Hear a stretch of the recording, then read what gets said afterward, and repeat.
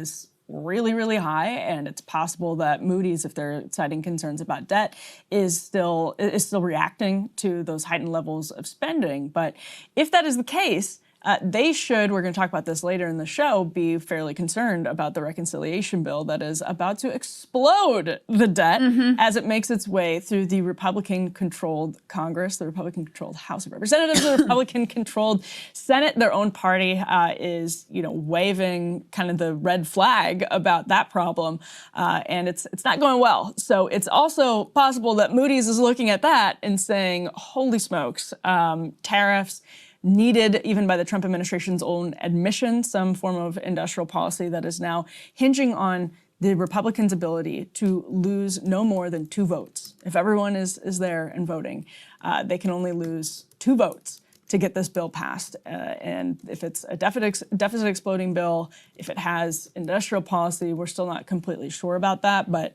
I think to some extent, Besson is probably correct that it's a lagging indicator. The U.S. economy has been in rough shape for a long time, but also the forecast is incredibly uncertain because of Trump administration policies. Again, by their own admission, they're in the middle of a sort of laboratory-style experiment at the moment, and there are a lot of uncertainties in the months ahead.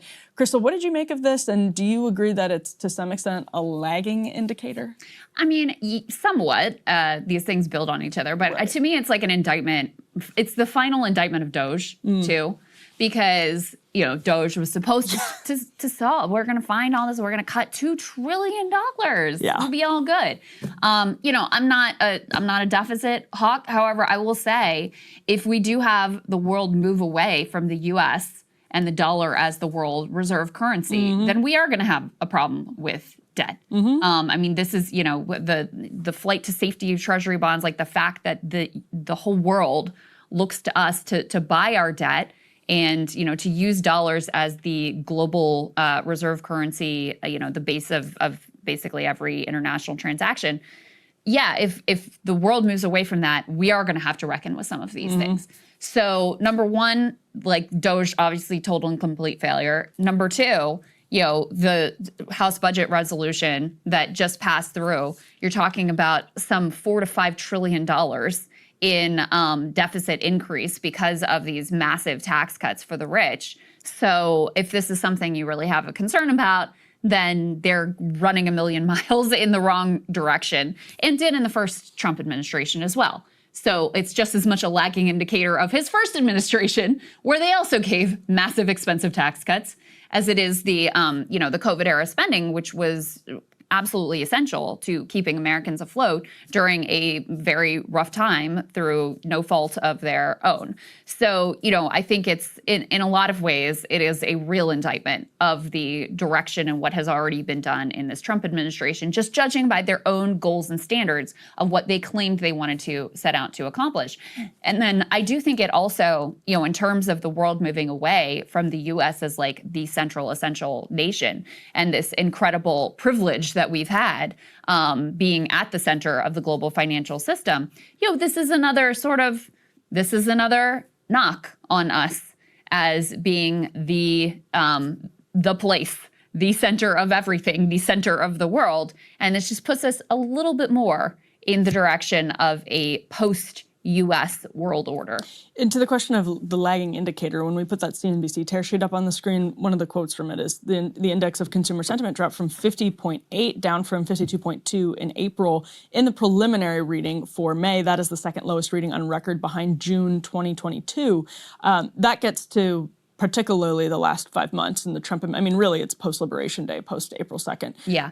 But that gets to, the fact that Moody's aside, it gets to the fact that the uncertainty in the Trump era economy, which again, even by their own admission is part of their plan, is affecting the economy in and of itself. Like, just kind of meta, but like, if you're going to create an uncertainty that will actually, if you're going to create uncertainty as leverage, it's going to have an immediate effect on the economy. Also, the tariffs were supposed to make us rich. What happened to that? I'm feeling liberated. What happened to that? Crystal, I guess you're not feeling liberated. But some of us are feeling liberated. Yeah.